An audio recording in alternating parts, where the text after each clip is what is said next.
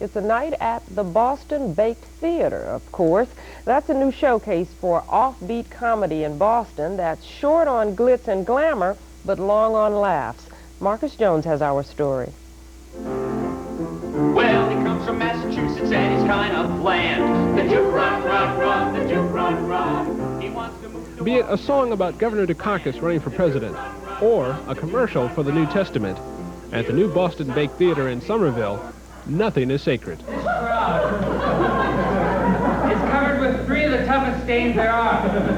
Blood, thorns, and ashes. But can we get it clean? You bet we can. Here.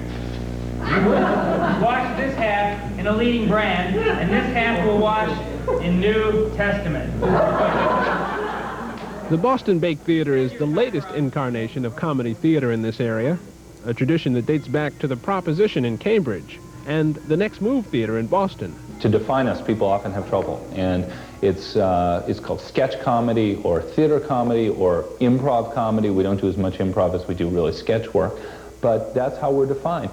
And to have Producer Doug Feinberg spent 3 years raising money, auditioning actors, and trying to locate a permanent site for the theater.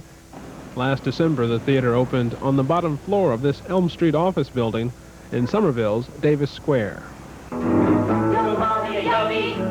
They don't exist, I guarantee. No, I'm not a yuppie. Don't use that Y word on me. Is it incorrect to compare what you're doing to Saturday Night Live? No, I'd say that's correct. I mean, it comes from the same tradition, yeah. John Schrank and Ann Jorgensen are just 2 of the 4 actors who appear on stage in the Boston Baked Theater's current production, Yankee See, Yankee Do, a send-up of Boston, New England, and the world. When I was little, the other boys they played. Then I had this big idea one day. Steal their toys and put them in my sack. And make them turn to get them back. I am rented.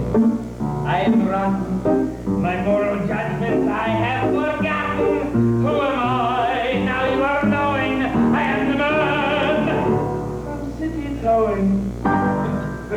One of the things that make an evening at the Boston Baked Theater so enjoyable, yet terrifying at the same time, is that the people in the audience never know when they might become part of what's happening on stage. I think there are 2 things. People sit there and say to themselves, say inside themselves, pick me but don't pick me. Pick me but don't pick me, you know? And they don't want to be dragged up on stage, but they really do want to be dragged up on stage, both at the same time. She looked at me, her smile softened, and she rushed into my arms. But behind the laughter, there is concern about the viability of comic theater in Boston. The Proposition and the Next Move Theater tried making a go of it for years, but both wound up going out of business.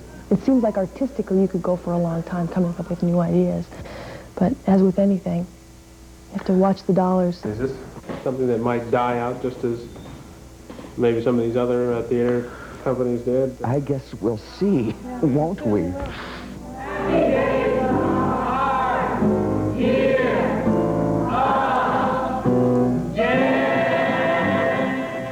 For the 10 o'clock news, I'm Marcus Jones.